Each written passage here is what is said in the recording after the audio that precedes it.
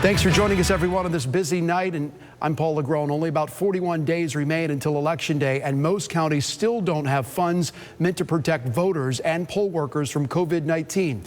As Capitol reporter Forrest Saunders found out, the money is caught up in bureaucratic red tape.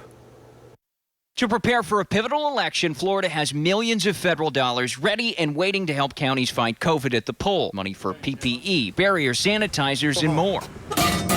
But many can't get to it. Well, we applied for our funding on July 1st. Election Supervisor Lori Edwards says Polk County is slated for around $600,000. In this email, state officials said to expect it by mid-August. That didn't happen. And of course, here we are late September and still no money. We haven't received any questions about our request or indication that there is any reason to hold up the funds. Without clarity, Polk, like other counties, decided to pay out of pocket for virus protection. CARES money now acting as reimbursement whenever it arrives. We couldn't sit around and wait for the state government to catch up with itself. The governor sounded unaware of any holdups when I asked him about the funds this week. It's being distributed. I have to talk to Secretary Lee as they ask for the money. It's distributed. But as of Monday, state officials explained to us 43 counties had applied for funds. Only 28 have been paid, distributing less than half of the money available.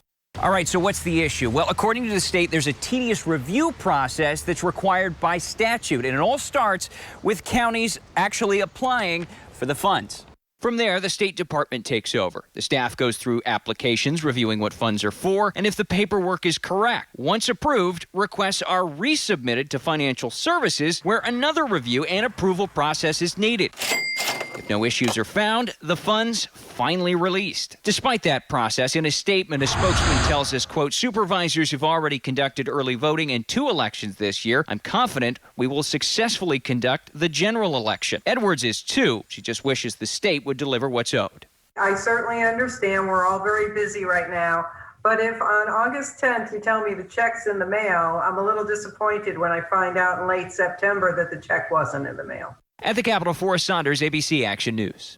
So some things to remember about Florida's election CARES dollars to date. Only about half of the funds have been handed out. And while waiting, counties have spent out of pocket hoping to be reimbursed.